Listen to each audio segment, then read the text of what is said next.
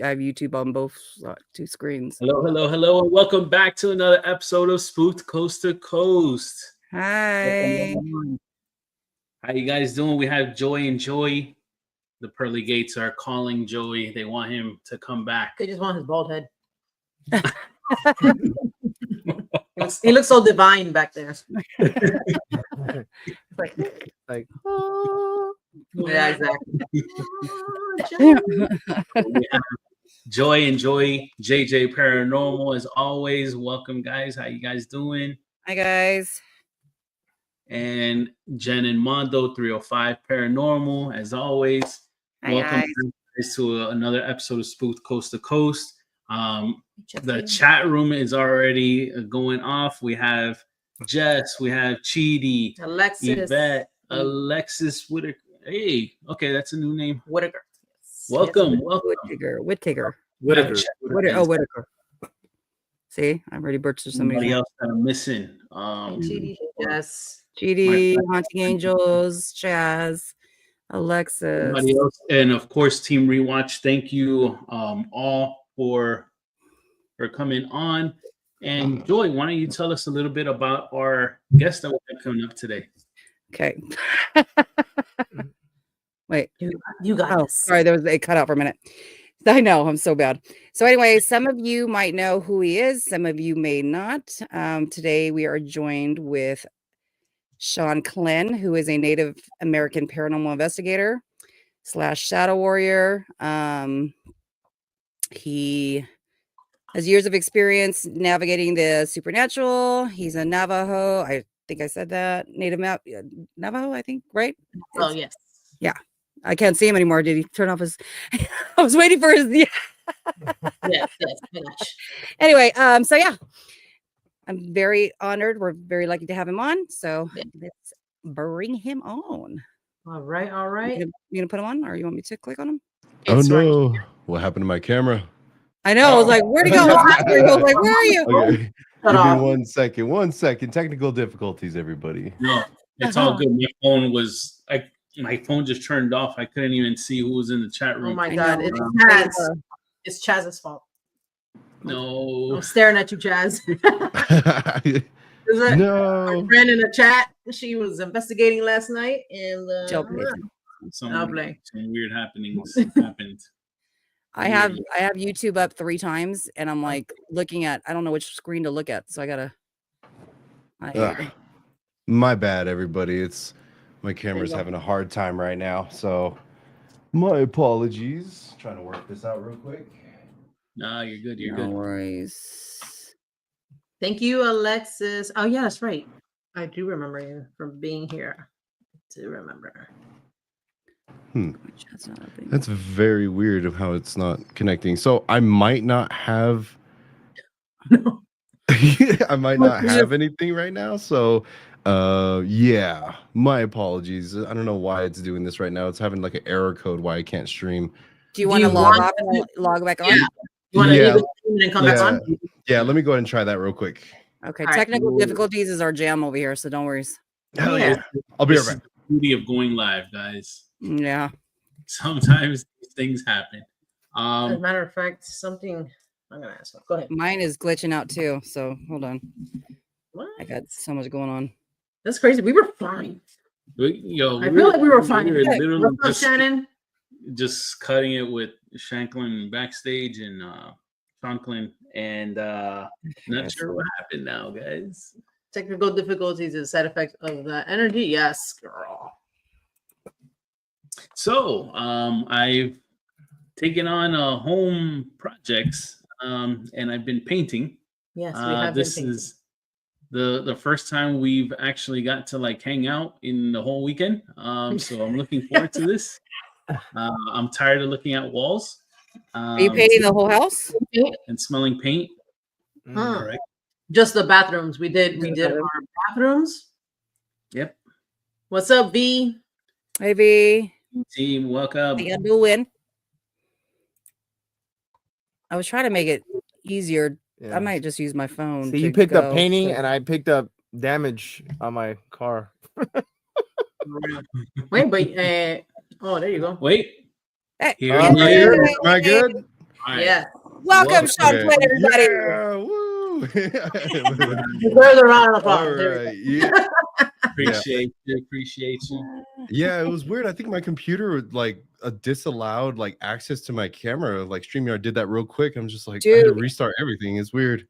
It's sometimes when we go live, we have nothing but technical. Either 305 has it, or we have it, or the guest has it. I think it's just haunted. I think StreamYard's just haunted for us. I don't know. The tech spirits don't want us to talk. Exactly. They're like, not today.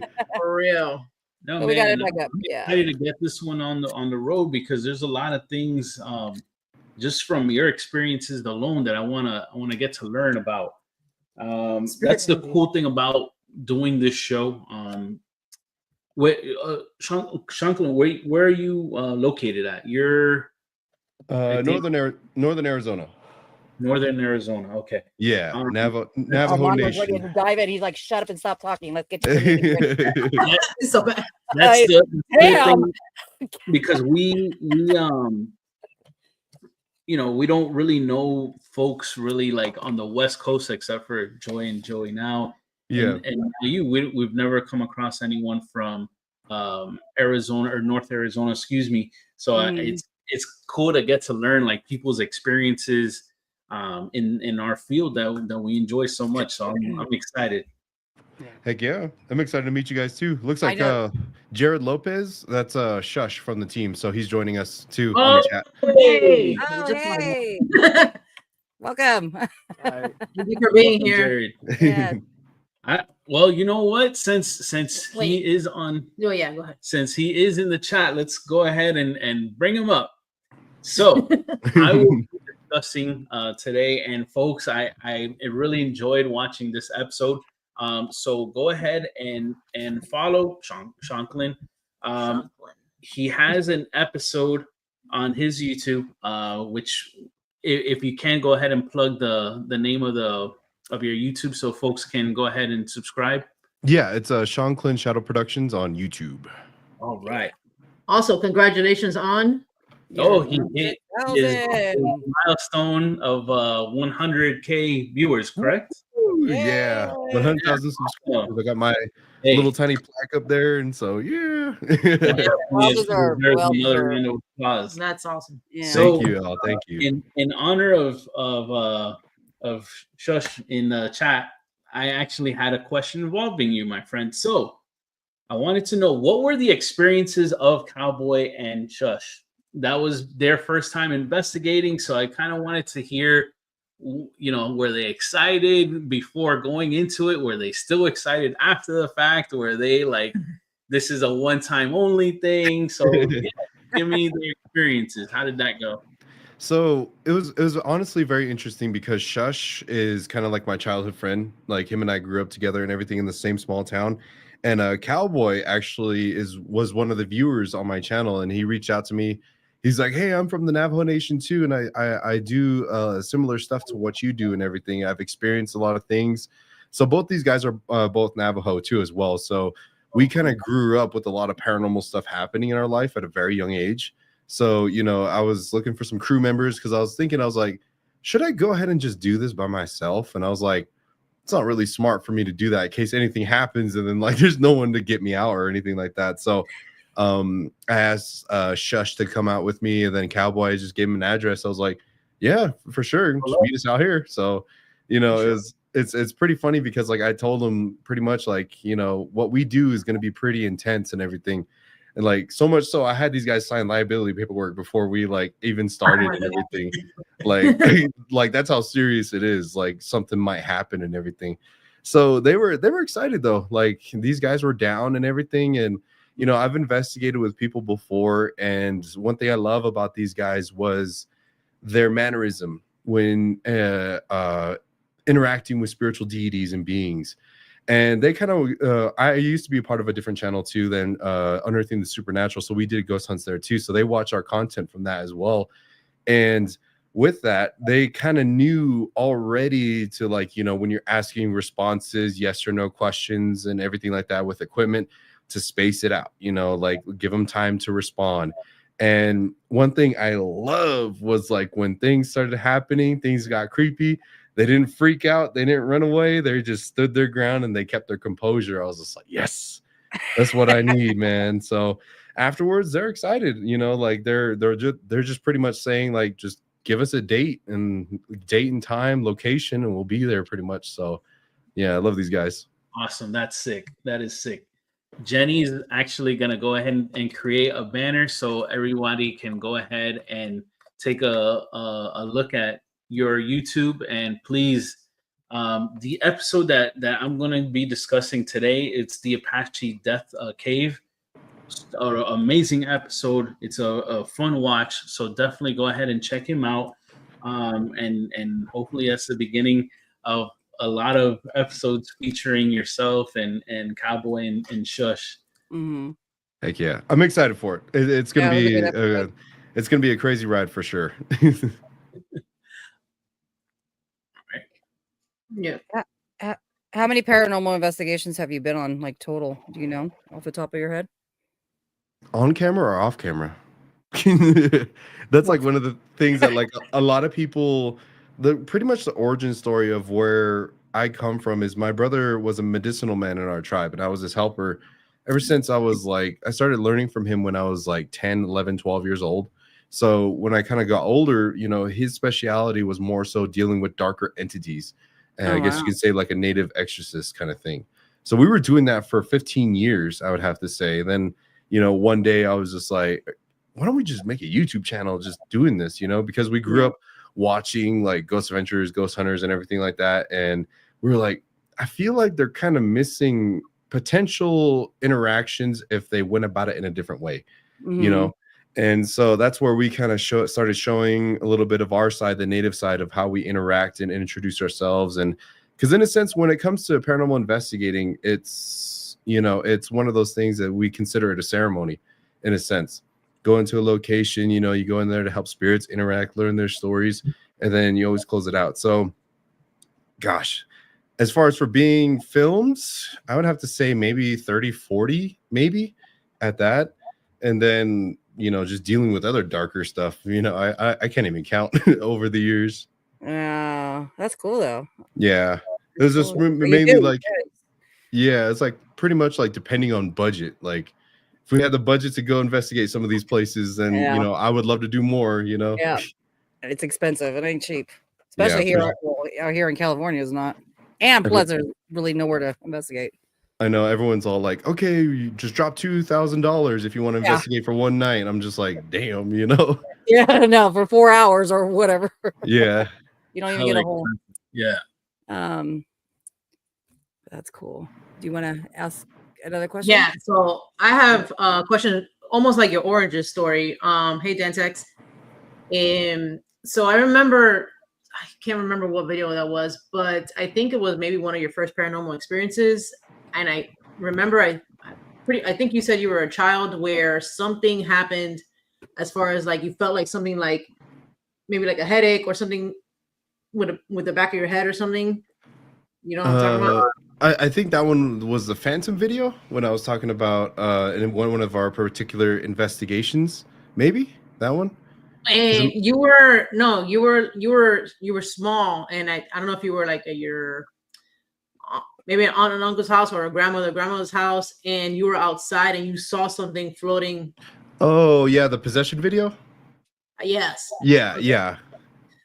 So well, I wanted to know about that. Was so what happened in that? Is that something you felt like something entered like and hit with your head? Yeah. Is that what it was? Yeah, pretty much it was like where my neck connects to the back of my skull was where I felt like a snap happened right there. And everything just kind of went dark. And from there, that thing just ran amok, pretty much doing its own thing and everything. So yeah, it was definitely something that like, that was at the very beginning stages of when I was learning how to defend myself against darkness and evil. And that one was a top tier level difficulty bad guy. And like, I just, no matter the trainings or anything I had up to that point, nothing could stop what was happening at that time. You know, it had to get my brother, you know, and then some other higher level deities that he knows to come to chase that thing off and everything. So yeah, I was just like little kid me, you know. I was just thinking back. I was a little kid dealing with this stuff, you know. But you know, dealing with these things, you kind of mature quick. You get a little you grow up a little bit faster because you see the darkness and realities of life a lot earlier, you know. Yeah.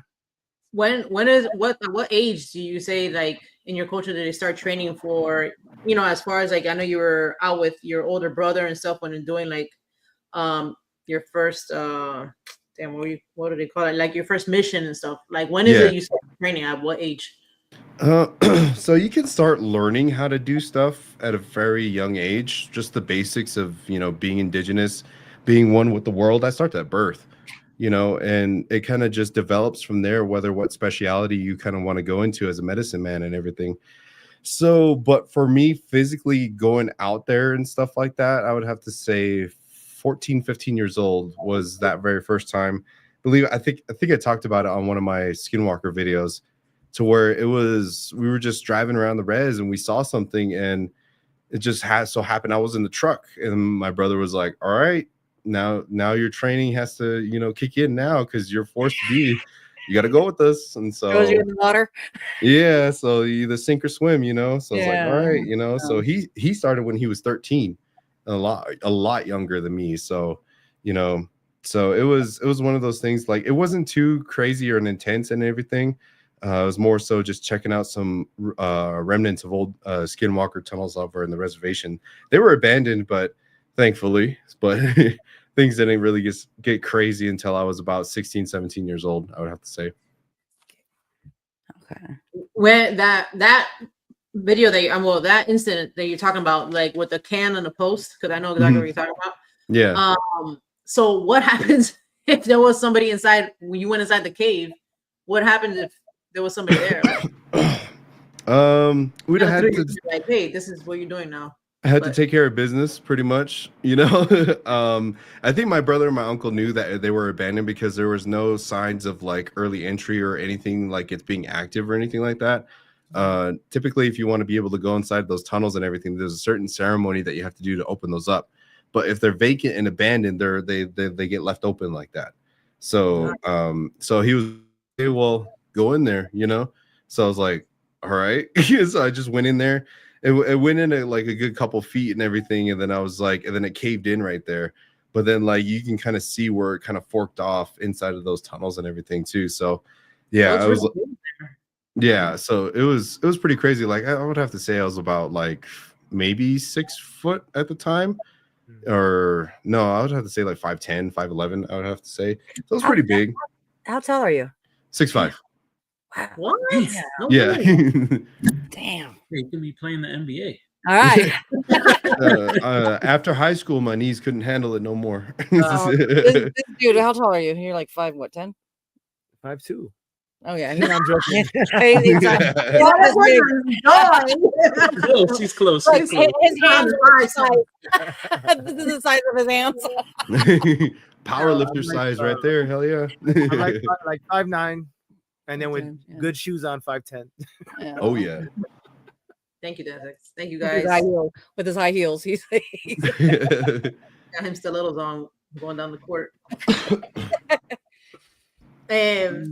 So and you had also mentioned there was another. You had talked about like just how skinwalkers become, and say you went to, I guess I don't know if it was family member's house and there was remnants of maybe something like that. Mhm. So you mentioned different skins, so you can attain more than one skin. Depending on your specialty, yeah. Oh, wow. It's more so like it's the type of skins that you wear shows your rank and how powerful you are, I guess. Because if you kind of get an animal that's more sacred, that means you're powerful enough to corrupt in a sacred deity, a sacred being. So you had something that was ultimate good, and you had the power to be able to shapeshift it into something evil. That kind of shows like your different levels. So that's why like you start out with the coyote skin, then you go buck skin, then you go wolf, and then you can go mountain lion, bear, and then there's like a special type of wolf that you can get from one guy. I did see he had a white wolf skin. So I was like, dang, that guy was pretty tough and everything. But yeah, So it just kind of depends on, like, it's more so of a ranking system as far as for being like, oh, this guy's this, so we need to respect him more. Otherwise, he's gonna kick our ass, kind of thing, you know. Yeah. You know, Wow. about. No. Joy, you had a question? No, have more- I have I'm more- writing them down as we're talking. Things are popping up, and I'm writing them down. Skinwalker. Do you have anything about skinwalkers? I have more. No. Yeah, no. Go, keep going. If this is the topic, yeah, if you're on the topic. So to me, I remember you mentioned like maybe people would want to shapeshift because of a long trek or whatever, just to get there faster, right? For like being a medicine man and stuff. But why, if that practice is still done today? I mean, I don't know. What would be the purpose of it being done today? Is it mainly for like just more darker things? Like what might they get out of it? I guess doing that. It's because of cars. I'm just saying. Yeah, it's more so of a similar question of why do people murder today? Why do people go serial killing, and why do people do all these crazy things? It starts at the home. It starts at their upbringing. It starts at all these other different things. You think of like these superhero villains and stuff like that, you know. In the past, we've actually had conversations and converted some skinwalkers into, you know, dropping their skins and being, you know, normal again. And it's more so of the upbringings of how they came to be, whether they come from a household of abuse, whether they come from a household of, whether that be physical, drug abuse, alcoholism, you know, so many different things. And, you know, or they could be orphans too, that were stolen at a very young age and everything. So that's something that you have to really think about, is when you do that, it's a lot of psychological stuff. Like I remember speaking with one person, and he said that they were essentially became my family. You know, they gave me a home, they loved me, and they took care of me, and they did all these different things for me, you know. But then so me doing these bad things, you know, kind of, I guess you can say, gave him a home, gave him a family. So, but then like we ended up showing him like what you're doing is bad, you know, all these things. Like there's other opportunities to find love and happiness out there, rather than doing these certain things that you're doing out here. So it really depends on their upbringing and where they come from and all that. Okay. Shanclen, we had a question in the chat room from Yvette. Were you on an investigation episode with the overnight crew? Yes, I was. Indeed. That was something I'm not too proud of. Oh no. Yeah, kind of a bad event, just because of the people that were there were very, you know, what happened afterwards was very kind of disrespectful to us, our tribe, and our culture and everything, things that were said to us and all that. So, you know, then they still posted it and stuff and everything. So we're just like, yeah, not too proud of that collab, you know. Overnight crew. I don't know who that is. Yeah, they're kind of things kind of went downhill for them afterwards and everything. Like their crew was, I don't know, the whole drama and everything between all that stuff. But yeah, but I was though. Wait. Chaz, which is a good question, because I was curious about that. So she wanted to know if skinwalkers traveling to other parts of the country heard it's possible, but feel that the spirit energy of this could reside at the location of the creation. Yeah, so typically no, they don't typically go outside of the four sacred mountains. Maybe they can go, like, I would have to say, because the Navajo Nation, there's four sacred mountains inside of the Navajo Nation, one in Arizona, one in New Mexico, and two in Colorado. So pretty much to be able to, certain ceremonies have to have the power of those mountains to be able to give them, you know, what they do. So if they can go out, if they want to a certain distance, and if they want to go really far, they can. It's just really hard, and not really kind of a thing that happens, because I've had people ask me, like, you know, can skinwalkers go into the city like Phoenix? And I was just like, yeah, it's possible, but they don't have as much power. They don't have as much, you know, it's a lot harder for them to do that. So, and it's, in a sense, when you go there, you're in a sense going to someone else's territory. You're not the top bad guy that's there, you know, on the reservation, that you get all this power. So there could be another evil person that's in the city. They see you running around and stuff. They're like, what the hell is this guy doing here? Get rid of him. Then, they risk that running into an even bigger fish, more powerful than them. So that's like one of those things. It's just like, they don't want to kind of take the risk kind of thing. Like maybe like a lot of people used to say, they go to different sacred mountains and stuff like that. That's why like Skinwalker Ranch is like pretty powerful and everything too, because Skinwalker Ranch, everyone asked me this question, like, what's the story with Skinwalker Ranch? And I'm like, Skinwalker Ranch and that location is a very sacred site. It's a very sacred mountain and area that's over there too. So a lot of spiritual deities, that's where you have like extraterrestrials and all those beings that go to the mountain to get energy and power and do their ceremonies and stuff. Skinwalkers used to traverse up and go over there, but they don't go there no more because it's too popular now, kind of thing. Yeah, literally. So that's good. You brought that up because I was going to bring that up. I think so. I could be confused, but I know you did 2014 and 2024. There was an episode with Ghost Adventures where there, and there was a father and a son, and I don't know if both of them went to Skinwalker Ranch or just one of them, but he came back and he thought he had like an attachment. So my question to that was, what are the possible signs that maybe they have an attachment like that? I don't know if that's what they got at or not. It seems like everybody was affected during that investigation anyways. Yeah. So like I said, like you can go to these certain locations and everything that happens. And when you're there, you could attract some spiritual deities that are at those locations. They're like, hey, excuse me, these people may seem like they're going through a hard time right now. While I'm using this energy and everything, maybe I'll just follow them home and affect them, get some more freaky, scary energy from them and all that, and just freak them out and like drain their energy from their lives kind of. So in a case of that situation, that location was on the border of the Navajo Nation and the Paiute tribe that's right there. So the Navajos, the Utes too, they used to all duke it out in that area too. So the local, skinwalkers were like, hey, kind of that situation I was talking about was like, who are these guys that are here on our turf kind of thing? So they had a mixture of like what they brought back from Skinwalker Ranch and those Skinwalker 𝗟𝗓𝗄𝗃 in the area too, like kind of, they're like, oh, what makes these guys so important? They have this evil deity with them. Let's go ahead and check it out and everything. So that's how they got like the mixture of everything happening to them and everything. It was a wild investigation for sure. V had a question about that. He said, have you seen and experienced a skinwalker yourself? Yeah, I would say. Yes. Yeah. I have a smoke break with them every now and then. Oh man, that's funny. Yeah, I'm still learning. It's all Skinwalker stuff is all new to me.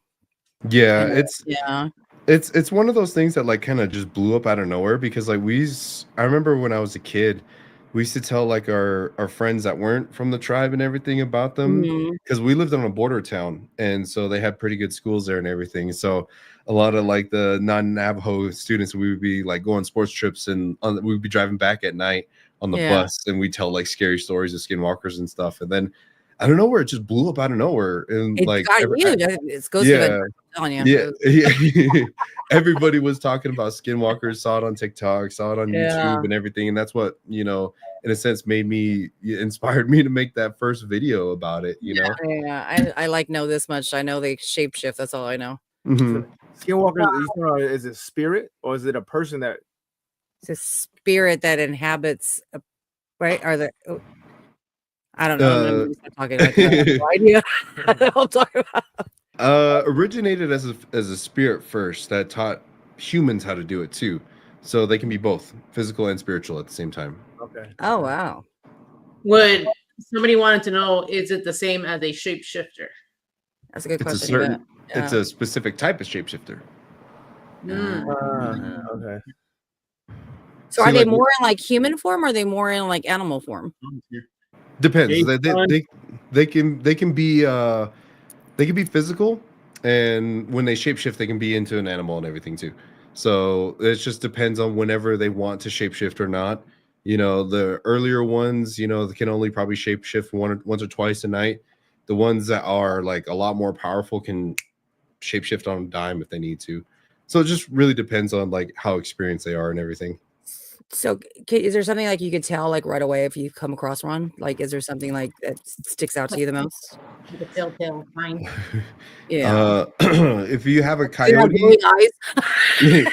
if you're chilling at your house at night and you walk outside and there's a deer that just comes walking up to you and then Out of like nowhere, you're like, oh, out of hello, nowhere, friend. and it's just like, or like a coyote and everything, because like we grew up with coyotes, deers, and all these other different things, animals in our area and everything. So when it comes to that, you know their mannerisms, you know like how they get spooked of humans, they run away and everything. But if they just come straight up walking up to you and then they start speaking in English or like the death tongue and stuff like that to you, You know, yeah, you're probably coyotes have been getting bolder. I wonder if those are Mhm. shapeshifters. Yeah, I wonder because they used to be scared of humans. They used to be like they run away, you yell at them, right? But now they're like getting bold, where they just like are not afraid of you anymore. I wonder if that could be one not of to the be funny. jokes, Like I'm being dead serious. What if it? I mean, what if who knows? one The of shit the that runs jokes through that my we head. Don't even pay attention. I'm like, I can one of almost the one of the jokes we have on the tribe is like you're just chilling out, you're like look out your window at night and you see the dogs playing, having fun, then you see Yeah. one of them stand up on their hind legs and start walking, Oh shit! and then you start freaking out and everything. That's another telltale Like, oh sign shit! too. Yeah. Yeah. Wow. That's. So do you think they're more like in like deserty areas, like native More areas, or yeah. like could they be like city? Strictly more so Navajo Nation, yeah. And Navajo? then yeah, cities, if they go there, they're more so can get messed up by other deities that are more powerful than them. So they don't want to run the risk kind of thing. Right.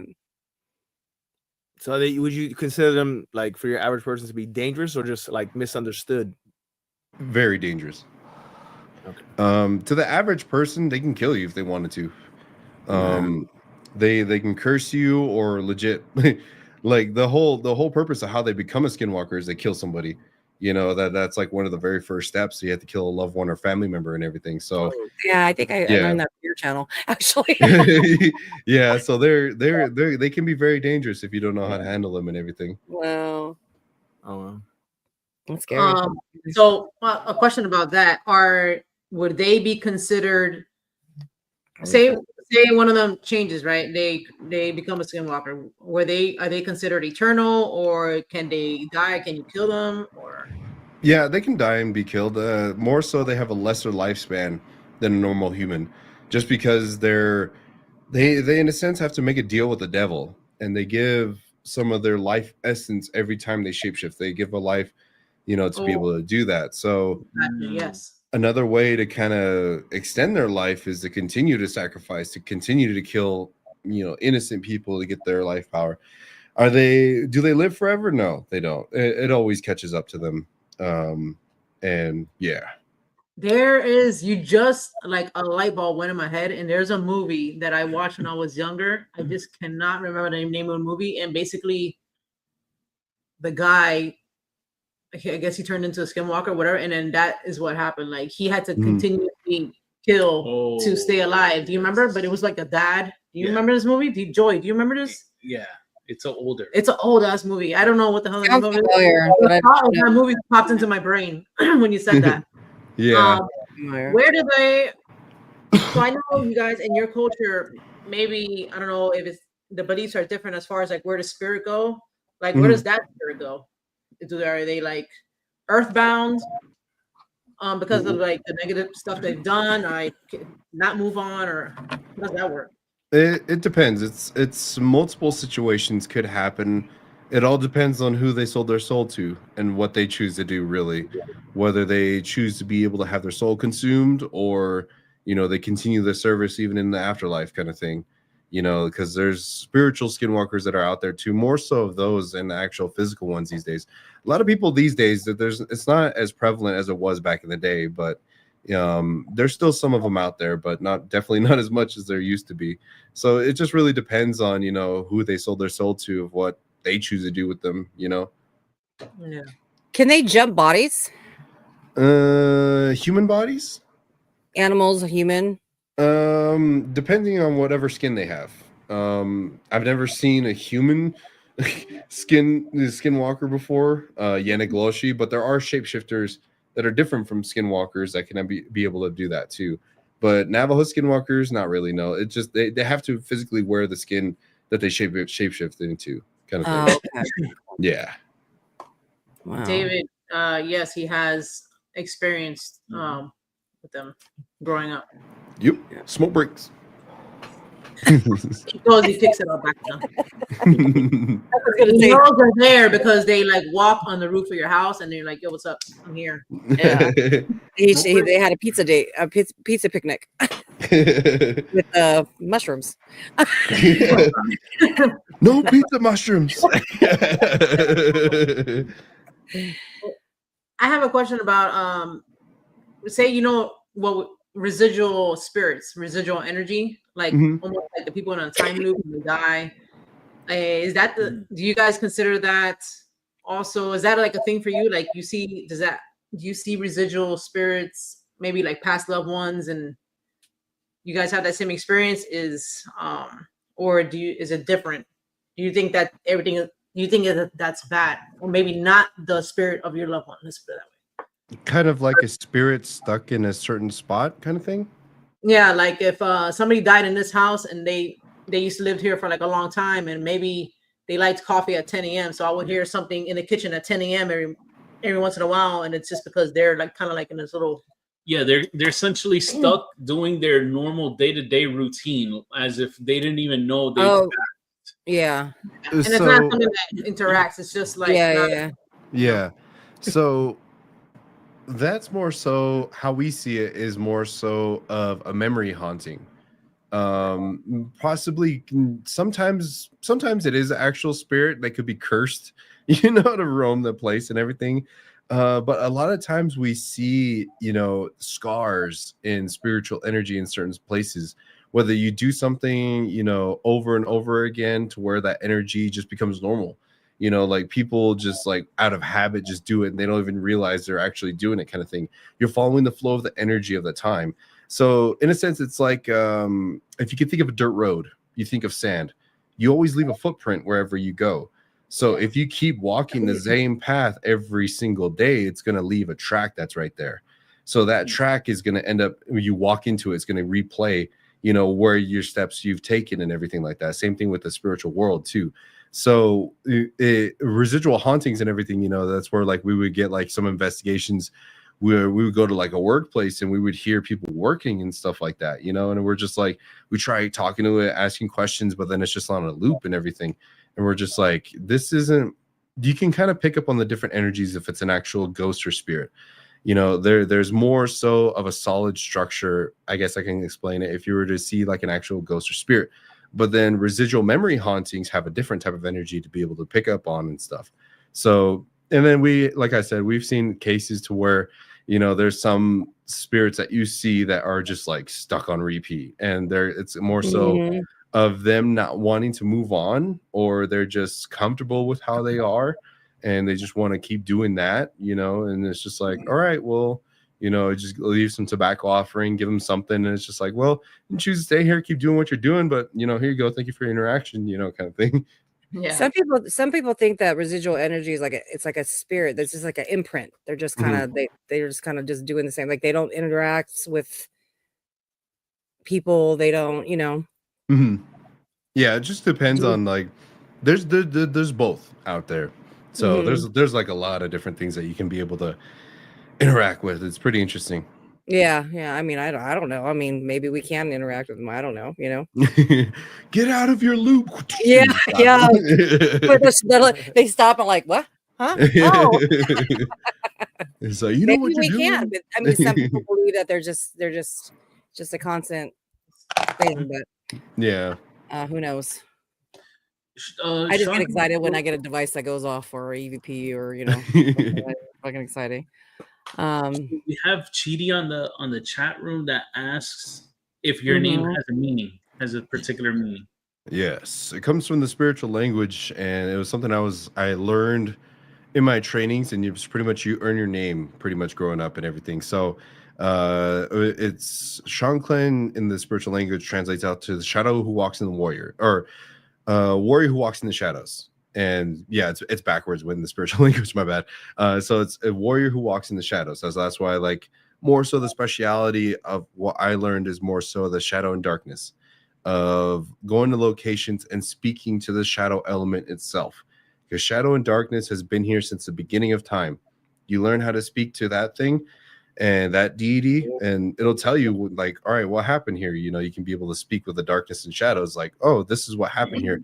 It'll give you a vision. It'll give you, you know, certain interactions of certain things that happen here and everything. So that's more so my speciality of everything that I learned.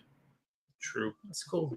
I like that. Yeah, I wanted to ask you, it's actually a two-part question. So as far as the Navajos, what is their perception on paranormal investigating, one?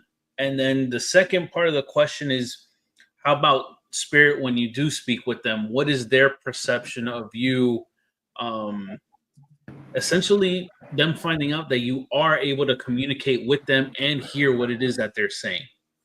So the first part, it depends on who you speak to.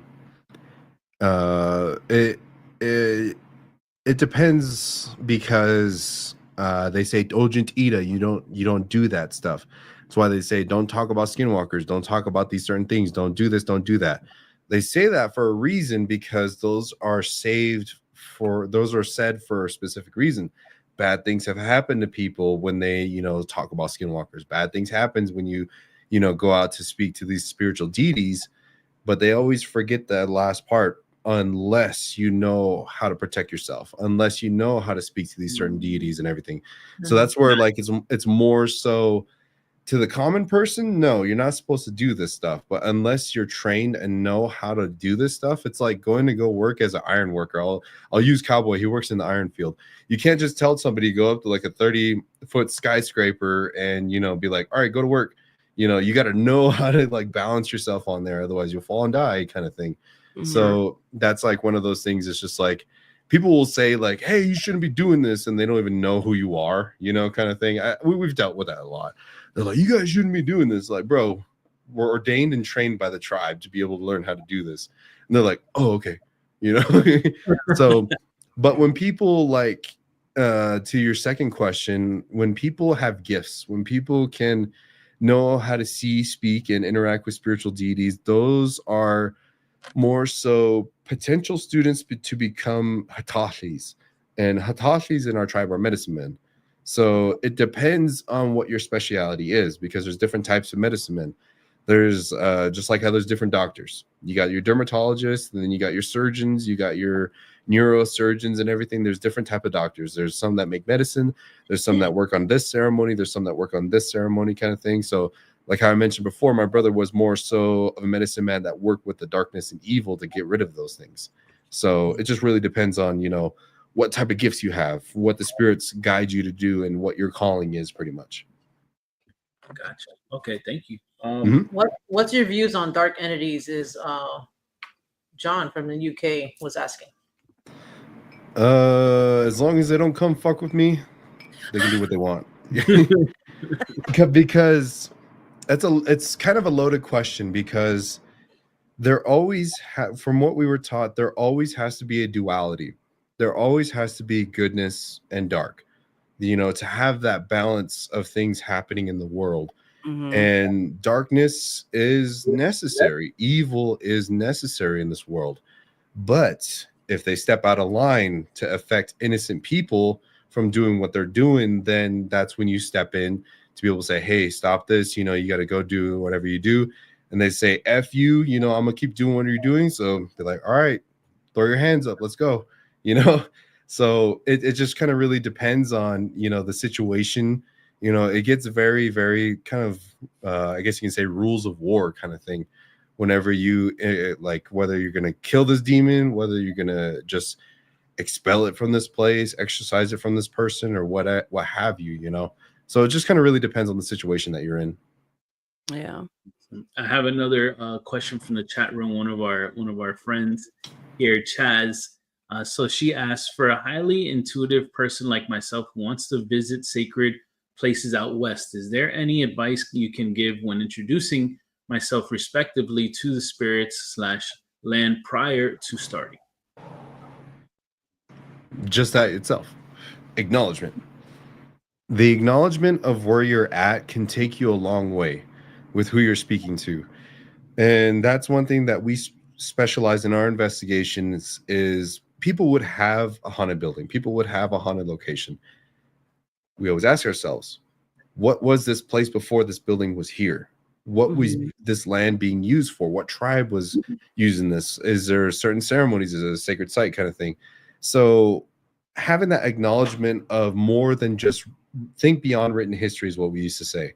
You know, acknowledge all those beings from even the creation of this world kind of thing. And whenever you do that acknowledgement, you know, some of those spirits will be like, hey, someone wants to speak with me. Someone wants to talk with me. You know, maybe I'll give them some blessings. Maybe I'll give them some teachings and stuff like that. So I would always say acknowledgement is big. Respect is another big thing too. Yeah. Because some of the deities that you may run into can squash you like a bug if they wanted to. So always be respectful, and also have an offering ready. For us, tobacco is a very sacred element. Tobacco is a very sacred herb. It's one of our 4 sacred medicines we have in our tribe. So that's why I like to smoke tobacco and everything, because it's very sacred to us. So leaving like some loose tobacco or some fruits as an offering of saying thank you for your acknowledgement. Thank you for letting me, you know, traverse your land, you know, to learn a little bit about your history and everything. Always give that thanks, because it's in a sense like you go into someone's home, you know, it's like you get invited to like a birthday party or a Christmas party and everything. You always bring a dish or something like that. You know, it's just kind of customary nice thing to do. So is there a special type of tobacco? I mean, like it's just like a cigarette, like you could just take a cigarette and in a pinch, yeah, you can. I've had to do that a couple times already. I just get like one of these cigars and I just get a knife and go and then just get the tobacco out if I need to. But you can use like pipe tobacco if you want. There's like a lot of loose tobacco. You put it in like a little sandwich bag if you want. Just put it in your car and everything. And yeah, you can use that too. Okay. So I have a question. So depending on wacky tobacco. I've never offered that, so I'm not too sure if the spirits will take it or not. So depending on the culture that Marlboro you Red or what part of the world you're in, most folks have come across. I have the pleasure of being able to say I've actually come across a woman in white. So we were investigating on Seminole. We were on Seminole grounds, and all of a sudden, a woman in white appeared out of like a white mist. Myself and a couple of our friends happened to see it. So I kind of know what it is in like the Hispanic culture, what that means in different parts of the world. But I wanted to hear, as far as from the Navajo culture, is there anyone that has experienced that? What is the meaning of the woman in white? From my knowledge, I haven't really heard any stories of a woman in white coming this way.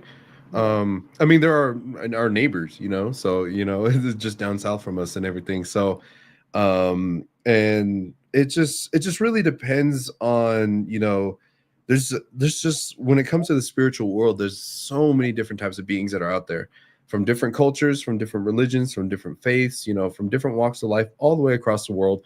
From the beginning of time when humans first came here to now, and even blow your mind is even in the future too. Some beings can traverse those planes of time too. Yeah. So, in a sense, no, I haven't experienced a woman in white before. But if I ever did, you know, have a tobacco smoke. Ask her, you know, tell me your story. I've never experienced a being like you. You know, always go about it in that respect, and that's where like that learning begins. You know, you can learn about different beings. You know, tell me your story. I'll offer you some tobacco here, and we can have this conversation here and everything. And so that's where you can kind of learn and everything. And then if she wants to fight or do whatever, you know, or like depending on the being and stuff like that, I've had that happen where like I was like, hey, you know, like you're a cool spiritual being. You look pretty scary and everything. You want to have a talk? And he's just like, no. And I was just like, okay, well, I offered a conversation. Yeah, but hey, James. Now. Cool. So I'm interested in talking about the episode that I saw. Yeah, somebody else in the chat was actually asking about that episode. The 𝗵𝗲𝗽𝗀𝗃 cave. So I wanted to actually get the history of the location first before I start asking the questions that I had regarding that episode. So I wanted to hear some of the history for folks that haven't seen the episode yet. Please go watch it. Highly recommend that you do watch it. Yes. Jenny posted it on the ticker, like the ESPN ticker where you see the scores. It's like that. Jenny put it. Shanclen Shadow Productions is on the YouTube. Yeah, it's one of his last videos, right? I think it's one of your last 6 days ago. Yes. Yeah. recent videos. Yeah. Please tell us the history for folks that don't know.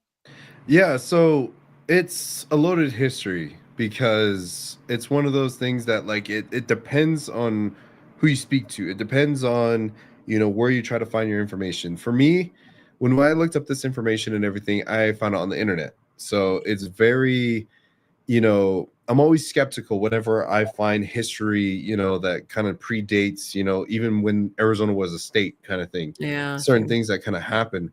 So but come to find out, like once you find that information, you go, one of the tactics I like to use is like I ask them in the spirits themselves, like, this is what the world is talking about you, you know, this is a story that happened, is this true, you know? And you know, they confirm yes, you know. So the story that happened there was there's the Navajo Nation and then there's the Apache tribe to the south of us. So the Apaches and Navajos used to have some skirmishes back in our time and everything. Resources or, you know, land quarrel beef kind of thing used to happen.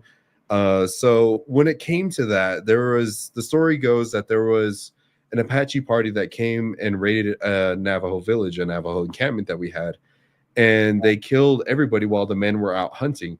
And so then they stole some of the women that were there too. When the hunters returned, you know, they found that their village was ruined, you know. So they tried tracking where the Apaches went, and they couldn't find them. You know, their tracks just went gone. You know, they really knew how to cover their tracks and everything. Till one of the trackers was able to feel heat coming from underground. And so there's like, you guys feel that? They're like, yeah. And so there was more so of that's where the Apaches were hidden, were inside of that cave. You know, they were waiting for the sun to go down and they can traverse at night kind of thing. So they killed off some of the Overwatch people that were at the entrance of the gate. And then they asked them, they yelled down into the cave. They're like, is our women here?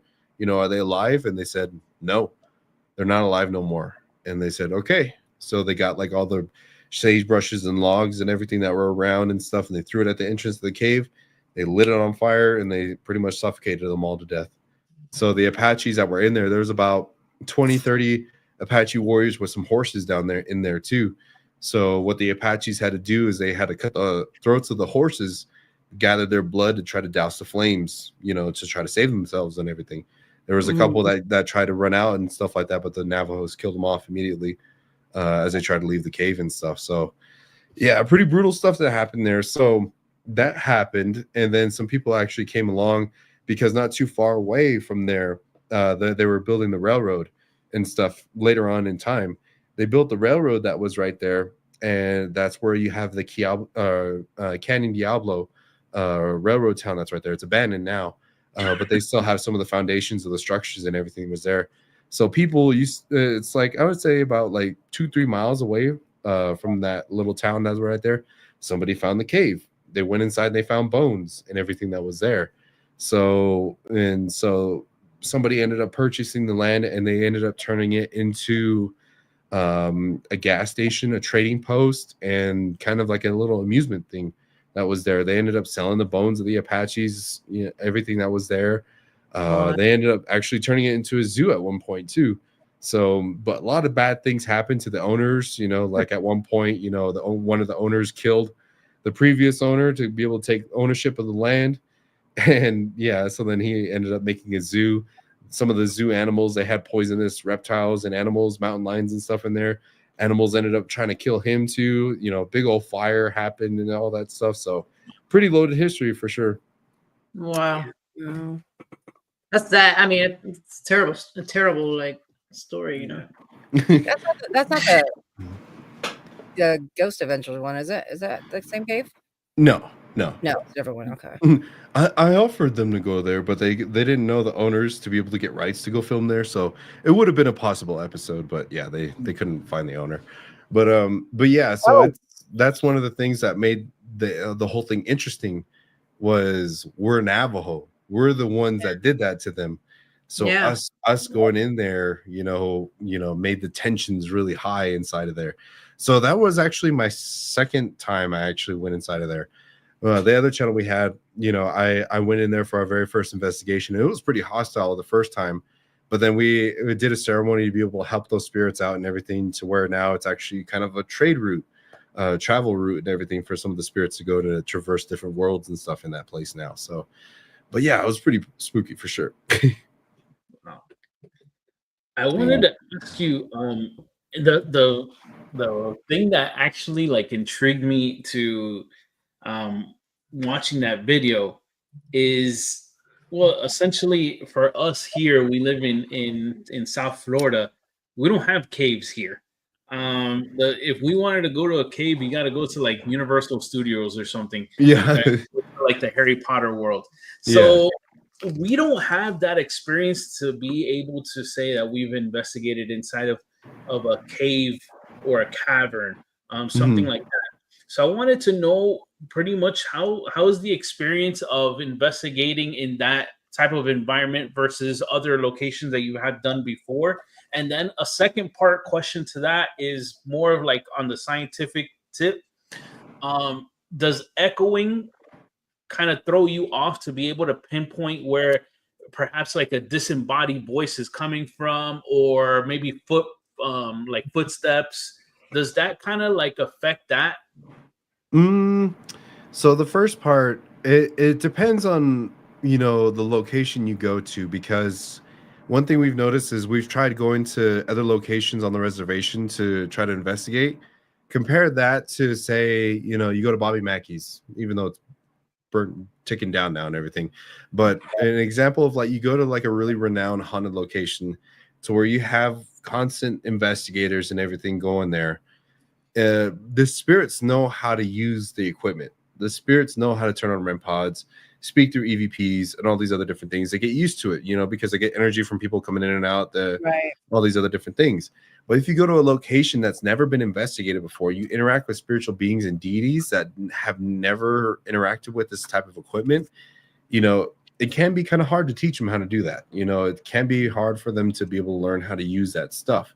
So it just kind of depends on like, how quick they can learn, if they can learn at all, or is it residual energies kind of thing? Or, that's why like having like multiple types of equipment is, it's always good to be able to be like, okay, well, this spirit prefers to use this piece of equipment rather than this one, probably takes more energy or less energy to use this one, so and so and everything.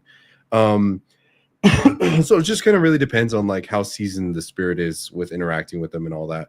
So the second part of your question, it's interesting because I would have to say be a pretty big cave for it to echo. Unless that we have some lava tubes that go into the mountain of our sacred mountain over here. We'll probably go investigate. Those ones I think have echoes. That one's actually pretty big. But the Apache Death Cave itself, if it's kind of smaller, it's kind of suffocating. It's really interesting to be able to hear and see things because there's no sound whatsoever.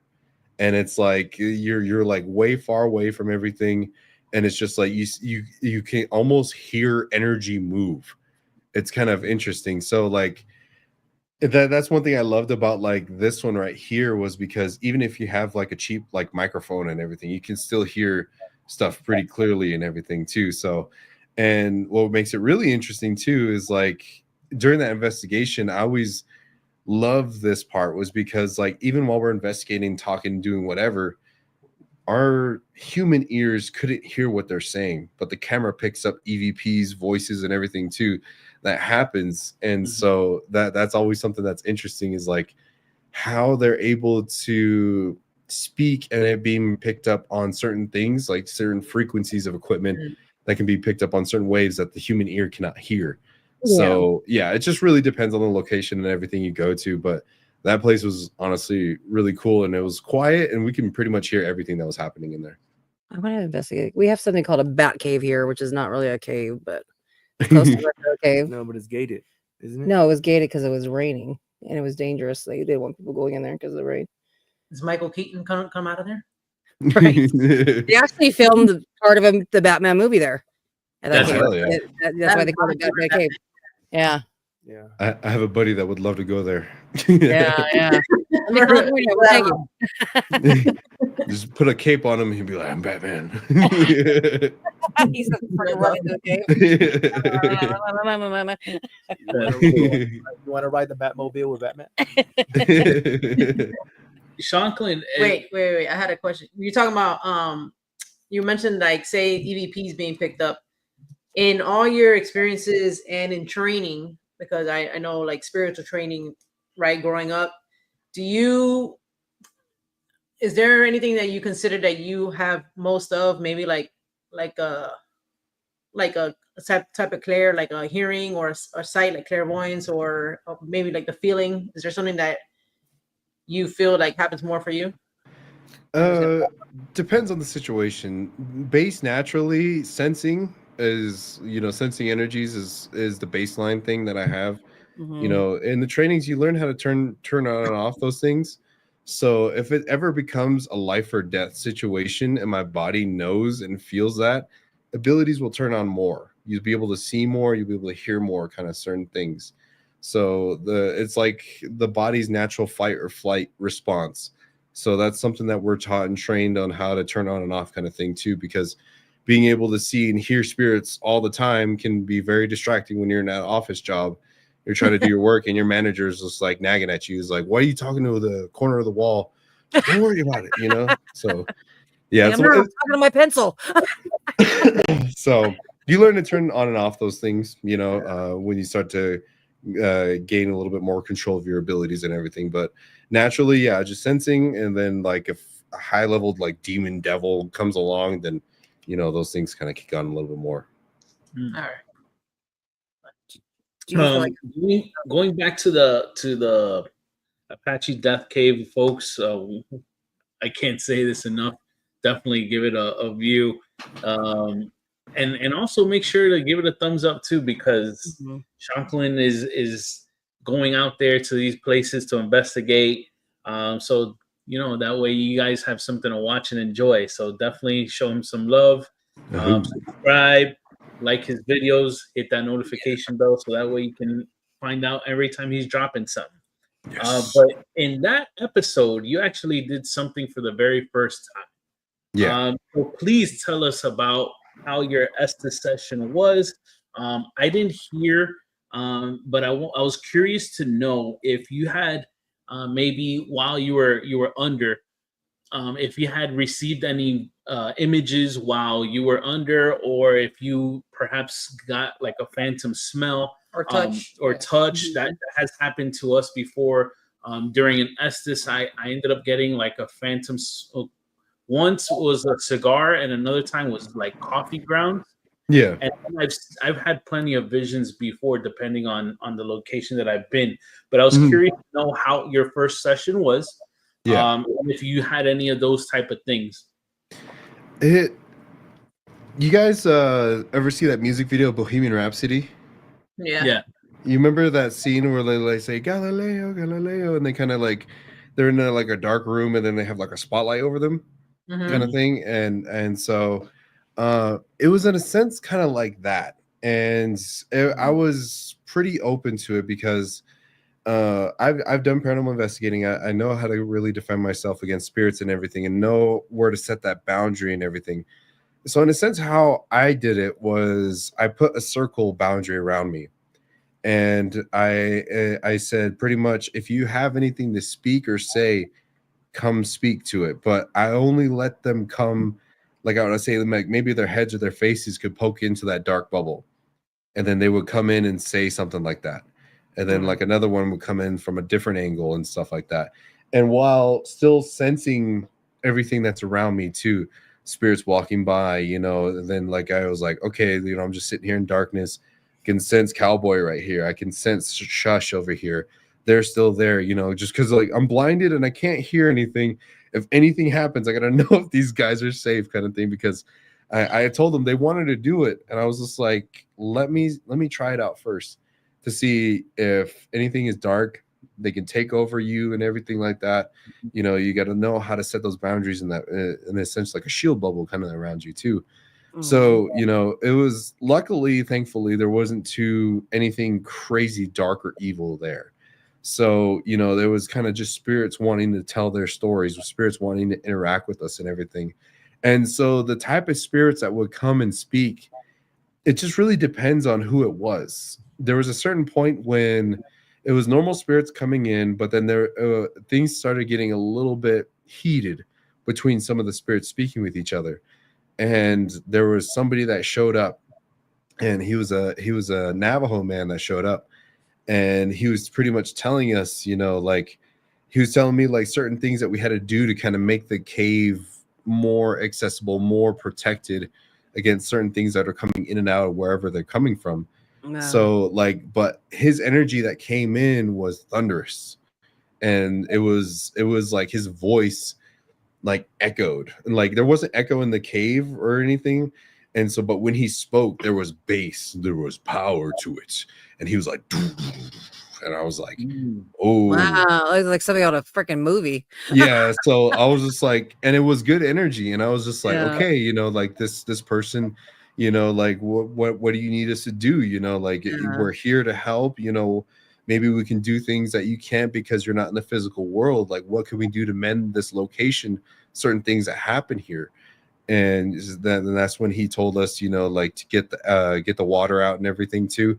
And what was interesting, I didn't even know, because some of the protection herbs that we consume and eat, there's some herbs that we eat as called bitter herb. And so Cowboy ended up putting up in a water bottle. And so I thought it was still up there. And so it's pretty interesting that, you know, looking back at the episode and the evidence and everything, Shush got touched on his arm. And then it was talking about like sprinkle the water and everything. And the water bottle was on that side on his backpack. And it was like the spirit's like, hey, use that water that's right there that you guys have, you know, you go ahead and use that. That's right there. So it was fun. It was interesting to be able to kind of just leave the physical for a little bit and have a conversation in their realm, but also, you know, answering questions from people outside that's not inside that bubble as well, and just filtering those responses to these guys and everything. So it was interesting. It was fun. Sorry if you just see Joey doze off. He got up at like 4 o'clock this morning. So sorry. It's all good. No, you just have that tone of voice where you're just so soft and spoken. Yeah, you're like this. Functioning on 2 hours. Oh yeah, that was me yesterday. props. That's why I got this. To Cowboy and Shush though, they held their own while you were under. They really did. They were able to communicate with spirit because that was their first time doing that too. They were able to communicate with spirit using you as a tool, and they were able to get some really good responses. So all across the board, that was an amazing experience. First time for all three of you. I think everybody held their own. So yep, they did really good. I'm proud of them. Yeah. Now we got to do it with the dark demon in the room. See how they handle themselves in that situation. Oh my god! I since you mentioned like the protection, so I had a question about that. What protections do you use for investigations, for paranormal investigations, and is there anything that you can suggest for others? It depends. We try to go in bare with nothing. And we try to go in as much as we can. We have the basics, like we have like our arrowheads that we have on our pockets and everything. Arrowheads are really good for protection and stuff.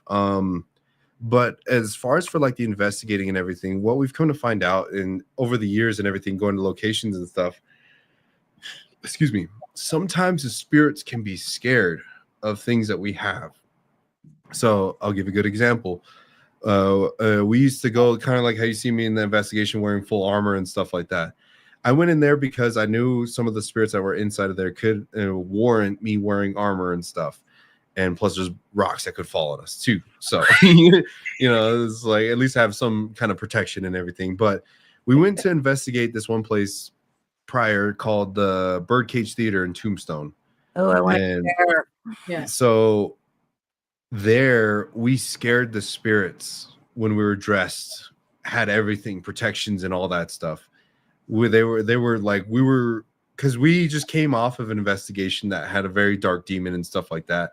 And we go there and investigate. We're just like, whoosh, you know, like all They're used to cowboy boots, and yeah, you know. And then you got to also think of the times too, because back in those days, you know, cowboys and Indians, you know, used to quarrel and fight with each other and stuff like that. So, you know, you go into a place and an establishment that's not so much, I guess you can say, dark demons or crazy things. Yeah. It was a theater. It was a gambling spot. You know, people don't go there for fighting and stuff like that. So the spirits that were there, you know, are just like, who are these guys? You know, it just showed up and all ready to fall out, you know. So it just depends. We have the armor and protection if the location warrants it. And that's pretty much it too, because if we do go to a location, bare bones and stuff, we do like initial walkthrough and all these other different things, you know, tour guides giving us a story and history of the location, and we're walking through, we sense everything. We're just like, okay, this person's here, you know, oh, there's a dark thing in here. Okay, this episode, we're going all out armored. And then we partake of certain medicines, like I mentioned, bitter herb. We use ash too. That's I made a video on how to make ash and stuff like that, because ash is one of the very first elements that's always been here on this earth and everything. So that's where like a lot of our protections and everything we have in our tribe and everything we've learned are natural based. They come from this world, and it goes beyond humans and religion. So that's where like a lot of the spiritual deities that could have been here before humans made religion, or anything that kind of happened in recent history of protections and everything against darkness and evil, you know, they have to listen to the natural order, natural law of protections and everything of certain elements that were already bestowed upon this earth from the creator. So arrowheads, bitter herb, ash are pretty much, and then we also have other medicines in case we get possessed or something like that, you know, if it warrants it and everything. So like we went to go investigate over at the YMCA over in Miami, Arizona. And that one was the first time I experienced phantoms there and everything. So yeah, that was one of those things. I was like, you know, went in there like, I'm not sensing anything, and then just out of nowhere, like a sucker punch to the back of my head and from that thing, and I was like, damn. So I had to get like an exorcism done for my brother. We had to take a break and do that stuff and everything. So it depends on the situation, you know. Holy shit. What? You An said exorcism at exorcism? the YMCA, bro. You remember what the hell? Oh, and don't mind us when You said Miami, Miami. where you're at. Arizona. We're in Miami, Florida. So I was like, Yeah, Miami, Arizona. Yeah, Yeah, I was like, what? from Miami, Florida. yeah. I didn't even know there was a Miami in Arizona until we went to go investigate there. I was just like, we have a Miami in Arizona. I know there's one in Ohio too, apparently. Yeah, they got a Hollywood over in Florida, right? You guys got a Hollywood? Hollywood, Florida. Hollywood. Freaking crazy. Yeah, they run out of names apparently. Yeah, that's what I'm saying. They just be repeating names and shit like they do movies. That's crazy. So in one of your videos, you were talking about sage for people that don't know. A lot of people, that's very common for people to use, since we're talking about protection. A lot of people think that sage is like, you know, the go-to. Yeah. Clear your house. I know you mentioned something like it works temporarily, or it kind of puts them to sleep, or Yeah, it's more so of knowing your medicines. It's just like you can't take gosh, I'm trying to find an example. You when you need to take Tylenol, but it's like you need ibuprofen kind of thing. You know, they have like different effects, kind of certain thing. So when it comes to sage, from what we were taught, is that element that sage itself is more so cleansing out the inner body. It's more so used for doctoring. You know, like say like if you have example of how I use it.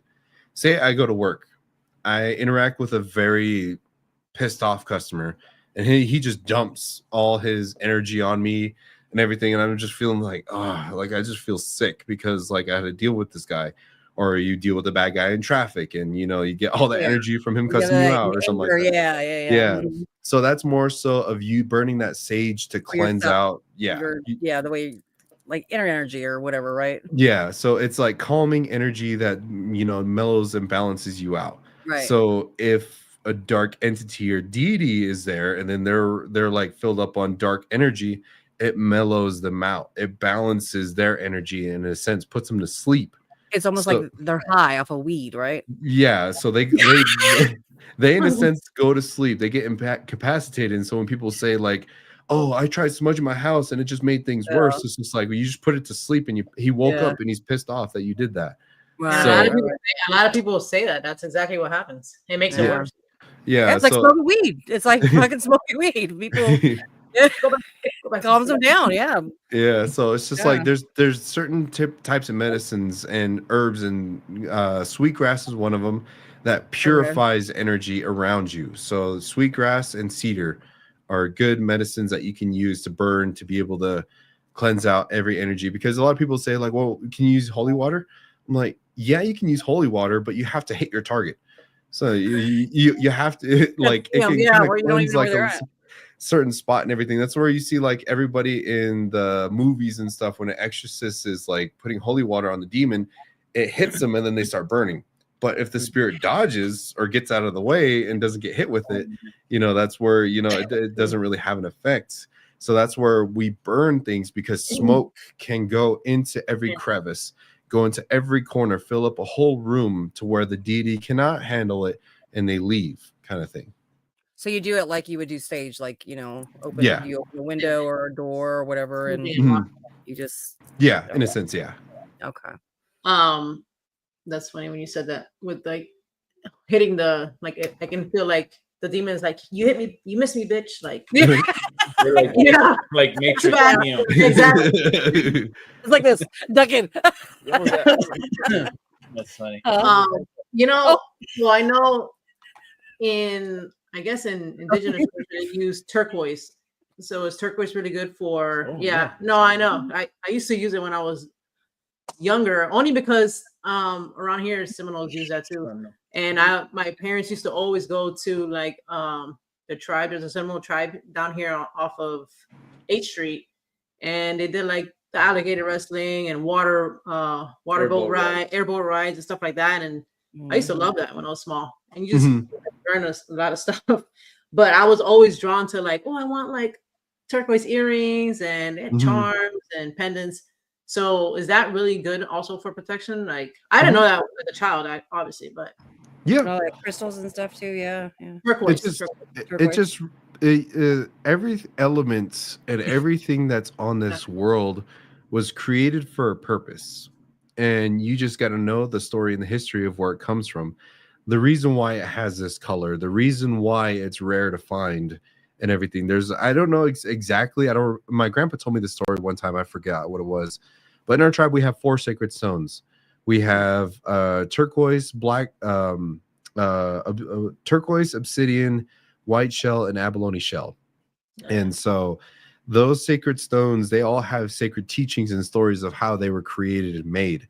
So because of those stories and everything, they, in a sense, hold spiritual protection with them too as well. So some of these stones will be used for certain things in ceremonies, protection, or calling upon deities, or holding sacred objects, even darker objects too. They can help hold and contain them too as well.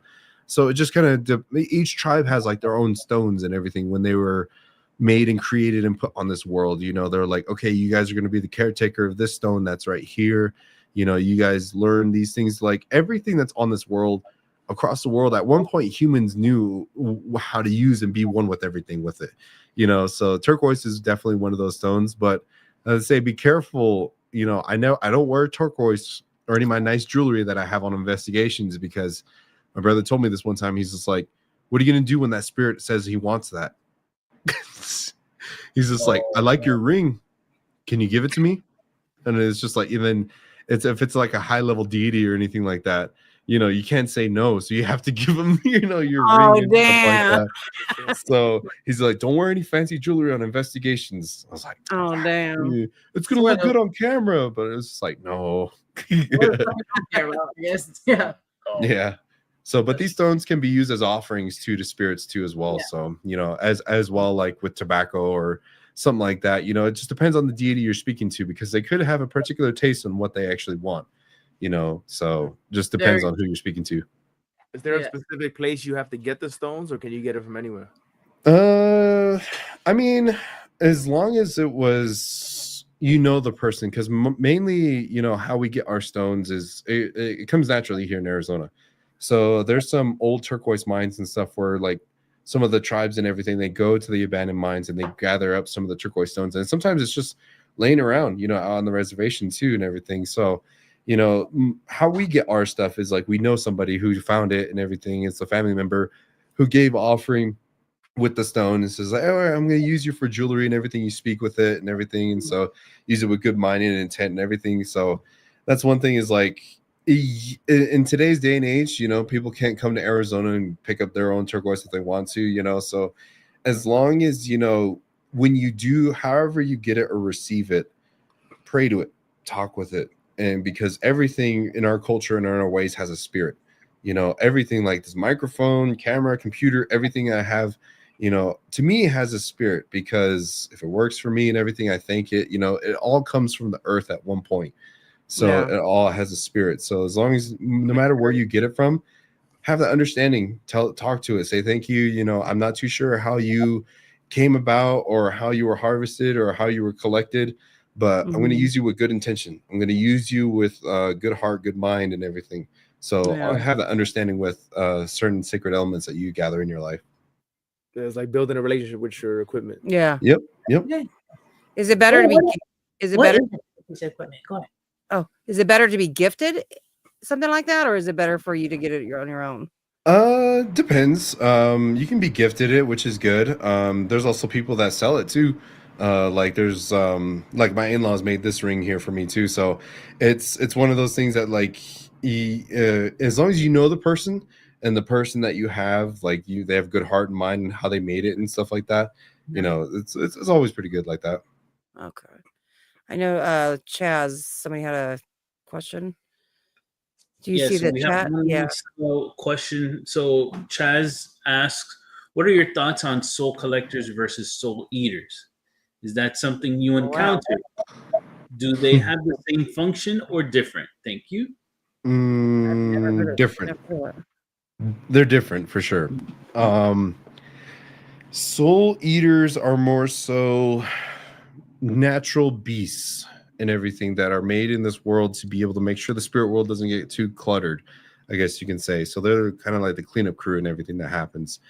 So necessary darkness, but soul collectors are more so conscious. They're more so evil and dark, because if you're collecting innocent souls for profit, then yeah, you're not a good person kind of thing, unless you're going to sell them on the black markets and stuff.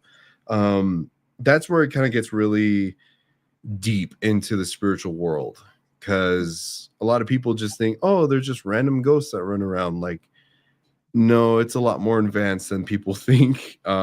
There's more, like, I guess you can say, how we have in the spirit or in the physical world, they have human trafficking in the spiritual world too. But that's where you get into the spiritual slave trades. And so that's where you kind of have some of these locations. One example we have is Globe, Arizona. We investigated the Gila County Jail. That was a staging area where demons would hold souls in the prison, and before they transferred over to whatever next station that they had to go to.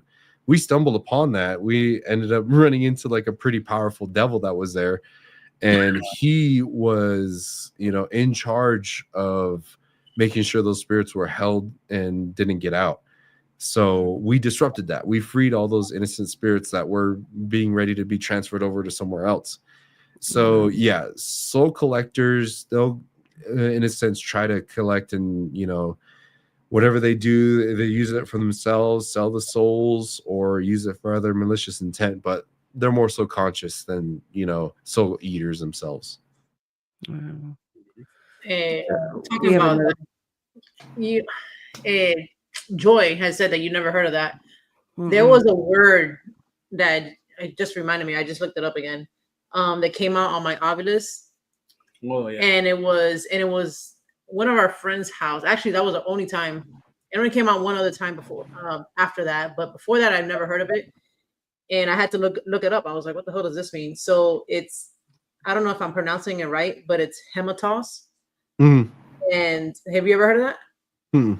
No. So it says somebody who touches souls or whatever. And then I had kind of interpreted it as like a soul collector when I started looking into more of it. Yeah, I've heard of soul collector, not soul eater, though. No. Go check out my video. I made one of that. Yeah. Oh, really? Yeah. So, I'm like, damn, I learn something every day. it was dark, whatever it was. There was. Yeah. And then Jen, you said you asked him what was his favorite piece of equipment. Yeah, so that's what I wanted to know. Yes, before we were. I would have to say 𝗵𝗂𝗃, honestly. Me too. Yes. Thank you. Boy. We have good luck with that. Yeah. That's a piece of plastic to us. That don't work. You know? I Yeah. love my REM pod, man. Yeah, it's one of those things that's easier for the spirits to kind of use and stuff. Like we use those for a lot for yes or no questions, and it's always good to place one behind you if you're ever in a location and you're facing one way. Put another one behind you just in case like a dark spirit wants to sneak up on you and stuff. It's just like, what are you doing? You know, And easy for editing too. yeah.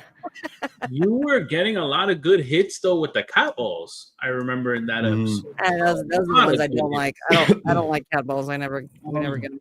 That was the first time I've ever tried cat balls investigating, so I was very excited to Oh, be able Yeah. to. And what do you think? What was that? What'd you think? I love them. I love them. You Yeah, know, right? it's like they're not as expensive as a REM pod. You know, like REM pod's like $250 or something like that, and cat balls are like you can get 4 of them for like $8. So you know, so you know just what's like.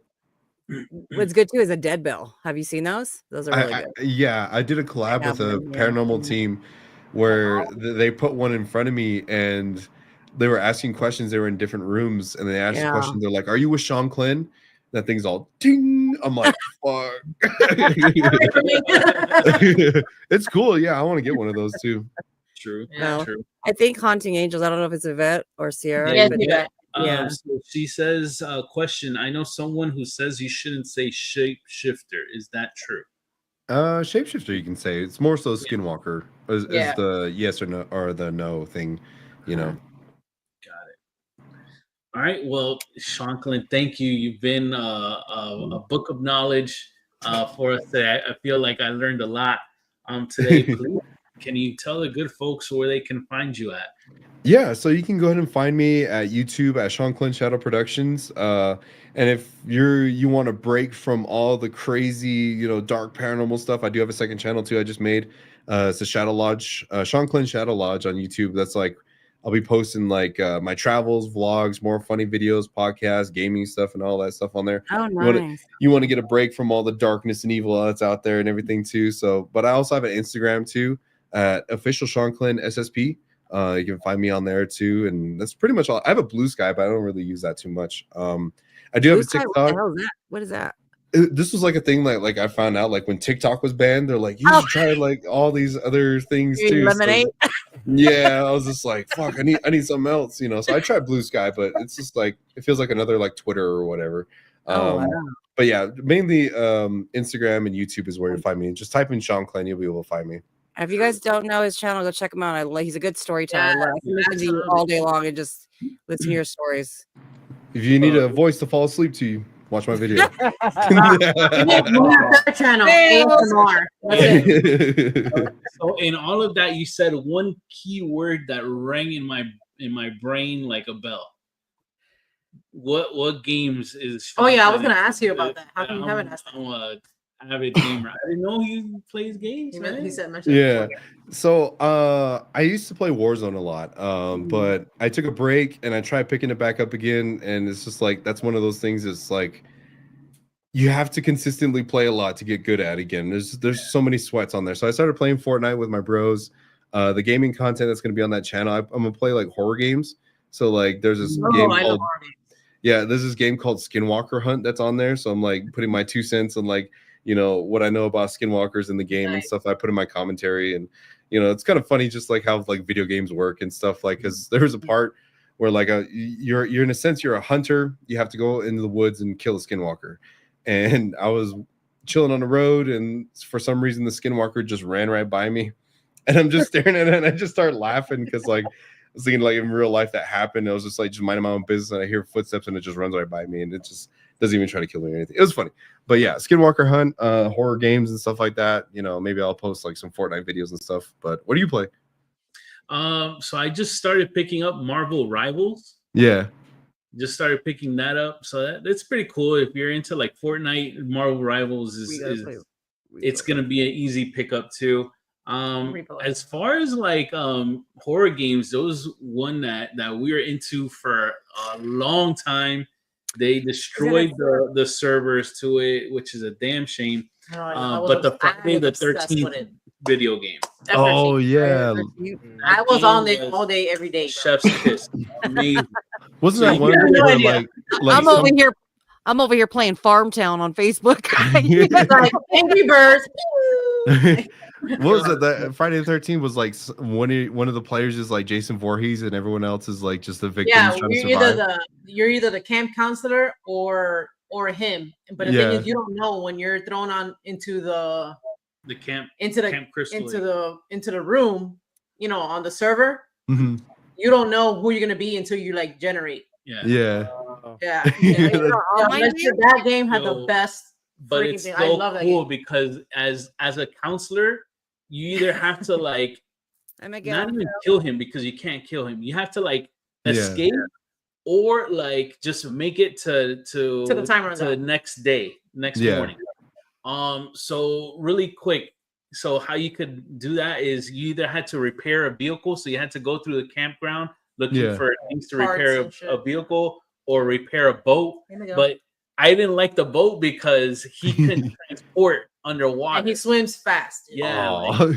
So I was like, nah, fuck it. It's the car every single time. We're gonna make it with the car.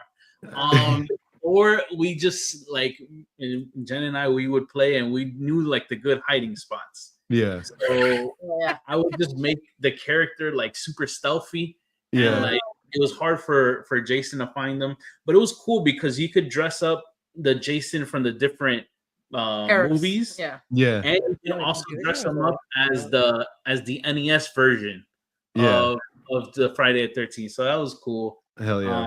But yeah, no, there's is that an online game or is that like a system game? No, so it was on the PlayStation, but then they took down the servers because they had a big lawsuit back in the day when that game first came out, and then they were in litigation for years, and then they had to take it out. Another game I want to try to pick up again because is 𝗏𝗡𝗄𝗎. Yes, I was gonna mention that. I want to play that. I keep hearing about it.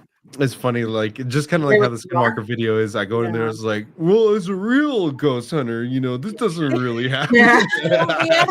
We were investigating, and we met these kids that were telling us about the game, and they're like, "Yeah, this is how we know about ghost equipment is because of that game." You end up getting like killed by the ghost inside. I was like, if this was me, I would have and everything. So, but yeah, that's I play those games, and then I play like Space Marine 2. You know, that one just recently came out too. So, you know, if it has good story, Ghost of Tsushima came out too. That one was really good on PlayStation and everything. That one was beautiful. I love that game. So if it has good story, good graphics, and good gameplay, I'll play it. But yeah. Nobody plays what do you play? Well, you have more things to check Shanclen out, and man, he's doing a lot of good content out there. So please check him out. Wait, I have one more question for you, Shanclen.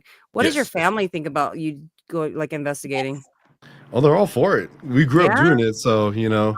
They're like, my mom's just like, just be careful, son. You know? Yeah, right. Don't bring shit home. Yeah, that's one thing. Is just like we've been doing this stuff for years, so it's like it's just pretty much, you know, they're used to it and stuff like that. So like I said, we were doing paranormal stuff and like exorcisms and everything. Those things are top level crazy. You know, just going to a haunted place and talking to some spirits isn't as bad. You know, so my mom's just like, just be careful. You know.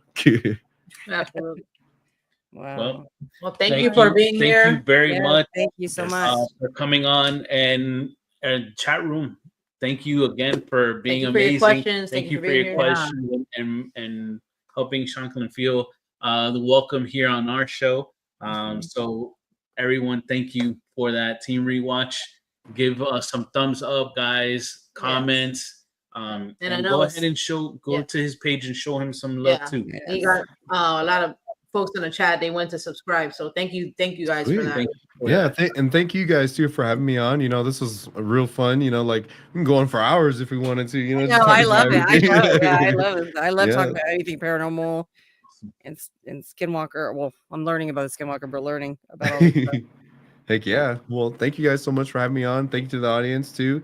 You know, and maybe we could do this again, and maybe I'll have you guys on my channel and everything. That'd be cool. Yeah. Sir, like I tell a lot of folks that have said things like this, don't threaten me with a good time. So let's I'll go hop on Phasmophobia right now. Right, let's do it. All righty, chat room, thank you very much. And please remember, if you want to get spooked, hit that notification bell, hit the like button, and feel free to comment. And also check out some of our older lives and episodes on both. Yes, please. Yeah. Yes. You know, we've had a lot of folks. The new reality has been the episode that has blown up the most in the past 2 years. But you guys have shown a lot of love to our friend from a couple episodes back. Who? Hold on. Who are we talking about? A moment, please. Austin? Please. No, Shaggy. Shaggy was amazing, but oh my God, Sophia, I'm sorry. Sophia was another episode that you guys have loved. So please like those episodes, watch them, and like this episode as well. Tell your friends, tell your grandma, stop watching Matlock and watch Spooked Coast to Coast. Tell your babies. So next Tell your week, toddlers. Bye. Night. See you next week.